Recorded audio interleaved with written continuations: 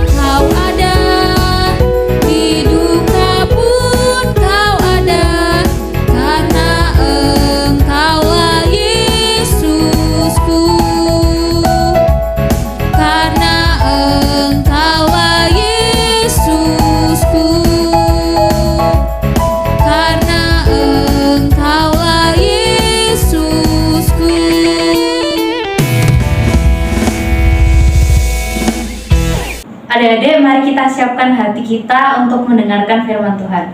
Sebelum kita mendengarkan firman Tuhan, mari kita berdoa. Tuhan Yesus, terima kasih kami telah memuji dan memuliakan nama-Mu. Sebentar lagi kami akan mendengarkan firman-Mu. Tuhan berkati telinga kami supaya kami dapat dengan dengaran, dan berkati kakak yang juga akan membawakan firman. Semoga firman ini bisa menjadi rema dalam hidup kami dan dapat kami lakukan dalam keseharian kami. Terima kasih Tuhan, dalam nama Tuhan Yesus, haleluya, amin.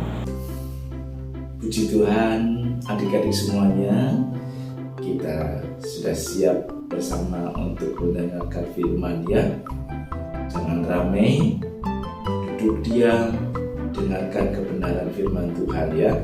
Hari ini cerita firman Tuhan kita akan ambil dari Matius 2 ayat 19 sampai 23, Markus 6 ayat 3, dan Lukas 2 ayat 41 sampai 52.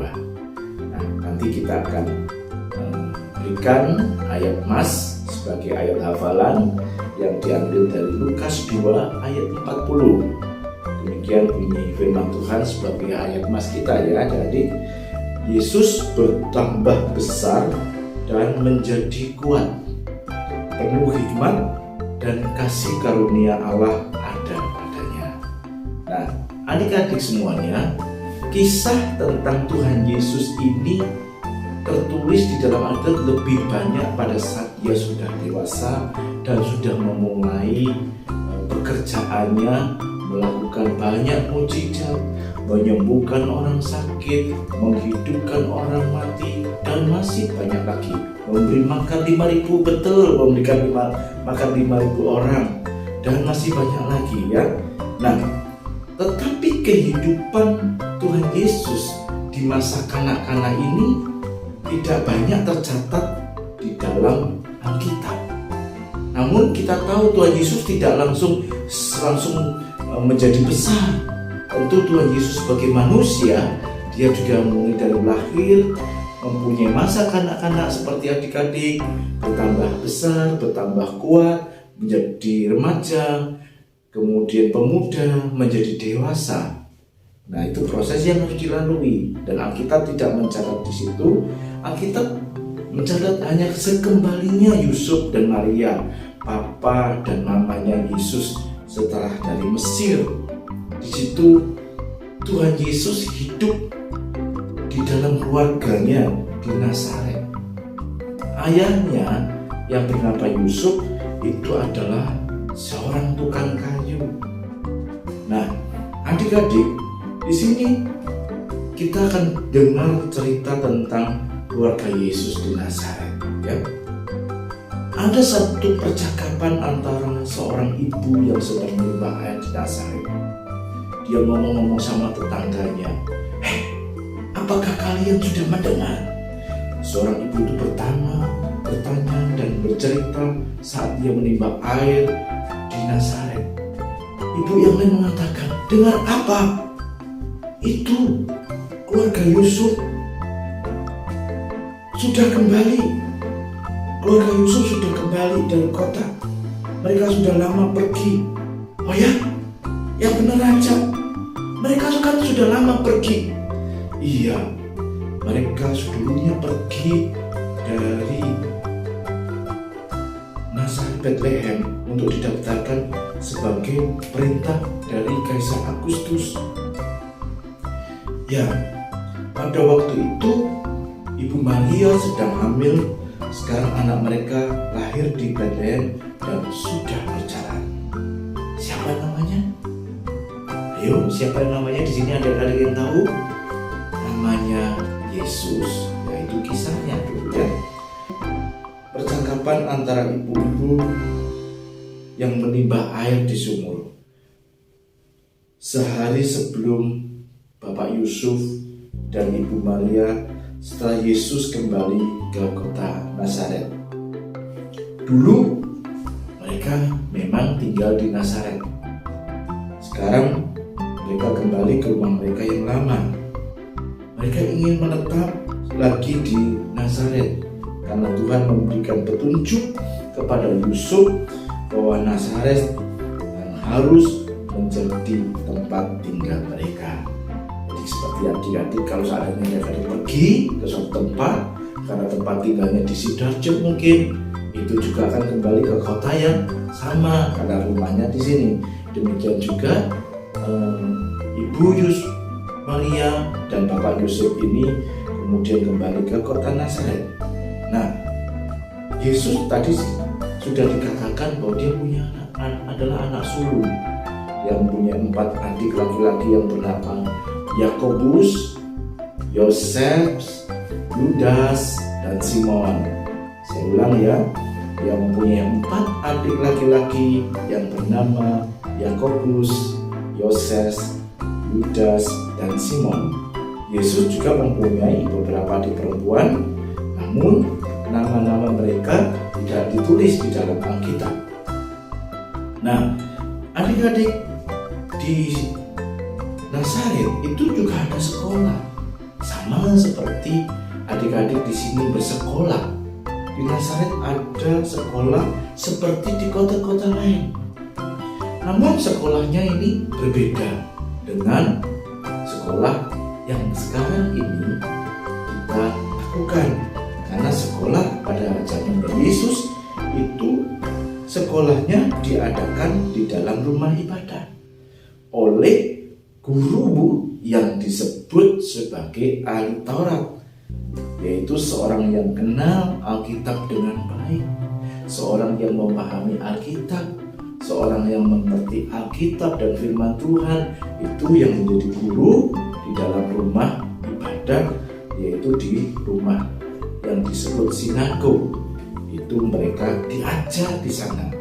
Nah, waktu itu Tuhan Yesus baru berumur 6 tahun. Ia sudah diajak ke sekolah. Di situ anak-anak duduk di lantai, membentuk lingkaran dan menghadap guru mereka. Buku sekolahnya adalah Alkitab. Nah, pada permulaan mereka hanya menghafal ayat-ayat yang ada di Alkitab. Tetapi lama-kelamaan mereka juga harus diajar membaca. Dan di sini Yesus sangat senang belajar dari Alkitab. Ia begitu mengasihi Bapanya yang di surga dan merasa dekat dengan Bapa waktu mempelajari firman Tuhan. Nah, waktu bertambah terus adik-adik, sekolah jalan terus, dan Yesus semakin lama menjadi besar. 6 tahun kemudian, berarti Yesus sekarang berumur 12 tahun. 6 tahun kemudian, ia diajak ayahnya untuk ikut bersama dengan mereka ke ibu kota Yerusalem. Wow, luar biasa. Bukan main senangnya Yesus.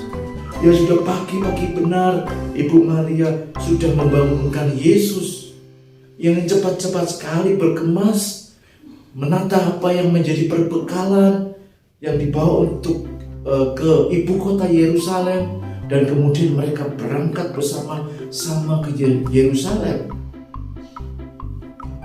Tidak ada kendaraan pada waktu itu, tidak ada mobil, sehingga mereka selama berhari-hari rombongan ini berjalan dari desa Nazaret. Mereka harus tidur di luar dengan cuaca cerah dan malam yang tidak terlalu dingin. Pada hari ketiga sudah nampak kota Yerusalem yang terletak di atas bukit. Jadi perjalanan mereka itu sampai 3 hari jalan. Bayangkan betapa capeknya ya kalau kita 3 hari berjalan terus ke kota Yerusalem dari Nazaret. Nah, pada hari ketiga itulah mereka sudah memasuki kota.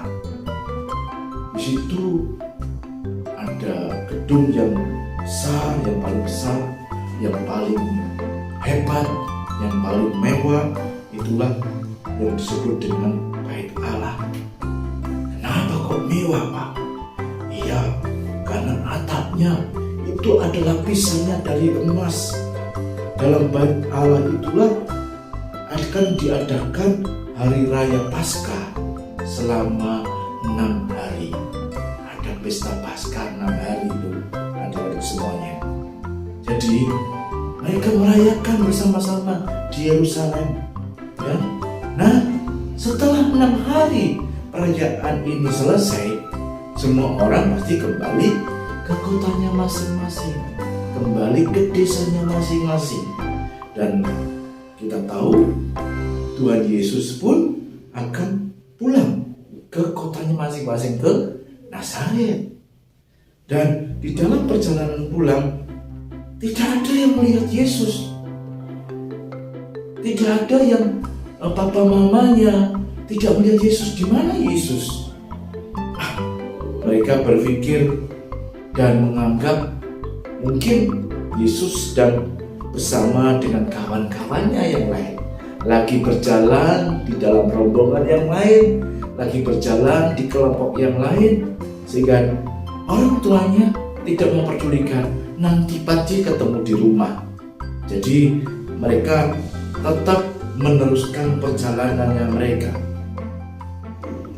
Ketika malam tiba, barulah mereka ingat, kemana Yesus ya?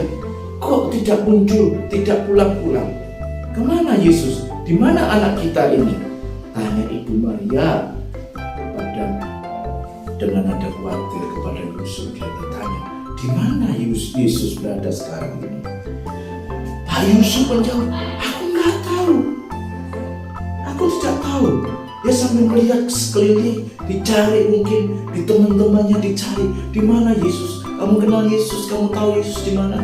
Dia cari ke teman yang biasa bermain, di mana Yesus? Tapi teman-temannya pun tidak ada yang mengetahui, tidak ada yang tahu, ya? Tidak ditemukan Tuhan Yesusnya.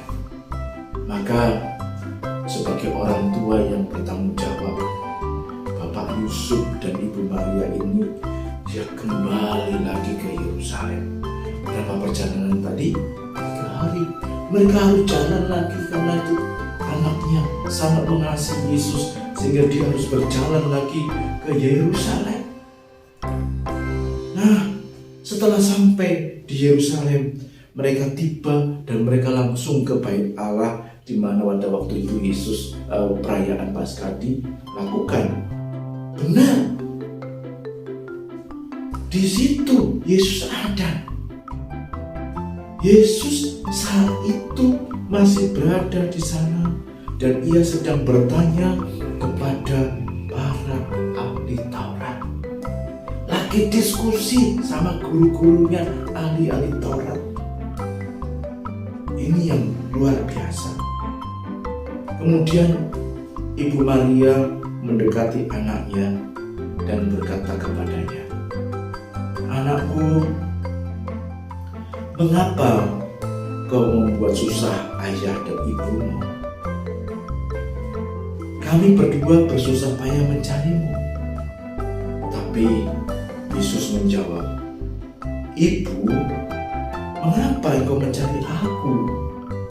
Tidakkah kamu tahu bahwa aku harus berada di dalam rumah Bapakku?" Nah, jadi kemudian Yesus pun langsung bangun dan pulang bersama orang tuanya ke Nazaret. Di sana ia taat kepada mereka seperti dulu dan ikut petunjuk dari orang tua mereka. Ia mengasihi orang tuanya, ia menghormati orang tuanya, ia taat dan patuh kepada orang tuanya, Bapak Yusuf dan Ibu Maria. Oleh sebab itu, Tuhan Allah mengasihi Yesus dan semua orang di Nazaret juga senang kepada dia. Nah, nanti kita membaca di dalam Lukas 2 ayat 52 ya. Nah, adik-adik semuanya, Yesus bertumbuh seperti kita semuanya, seperti kalian semuanya. Dia menjadi semakin besar dan kuat, juga makin pintar, Tuhan Yesus pun sangat dikasihi. Tuhan Yesus pun sangat disayangi oleh orang-orang di Nazaret, karena tidak pernah berbuat dosa, tidak pernah menyakiti hati Allah, maupun merugikan sesamanya manusia. Nah, sebaliknya, ia sangat patuh kepada hukum-hukum Tuhan karena ia mengasihi Allah dan sesamanya. Adik-adik semuanya, marilah kita hidup taat.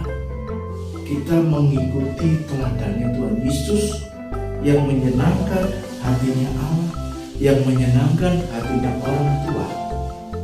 Atau adakah adik-adik yang sebenarnya ingin menyenangkan hatinya Allah dan hati orang tua, tapi adik-adik merasa sulit untuk menjadi anak yang taat, anak yang dengar-dengaran? Kalau masih ingin, aku pengen Kak menyenangkan papaku, aku pengen Kak menyenangkan orang tuaku, aku pengen Kak menyenangkan hati Tuhan, tetapi merasa sulit sekali melakukannya. Nah, adik-adik bisa berdoa dan meminta pertolongan dari Tuhan Yesus agar menjadi anak-anak yang menyenangkan hati Tuhan dan sesama. Tuhan Yesus akan memberikan hati yang taat kepada kita, hati yang penuh kasih kepada kita semuanya, dan itu menjadi adik-adik akan menjadi anak-anak yang luar biasa. Haleluya, haleluya. Tuhan Yesus memberkati. Ayo tutup mata, lipat tangan, kita berdoa. Bapa di dalam surga, kami bersyukur kepadamu buat kebenaran firman-Mu pada hari ini. Ajarkan kami untuk menjadi anak-anak yang taat, untuk menjadi anak-anak yang menurut kebenaran firman-Mu, menurut kepada orang tua kami, menurut dan mengasihi sesama kami. Biarlah Tuhan sendiri yang menolong kami dan memampukan kami. Terpujilah nama Tuhan. Hanya di dalam nama Tuhan Yesus Kristus kami berdoa dan mengucap syukur. Haleluya. Amin. Haleluya. Tuhan Yesus memberkati.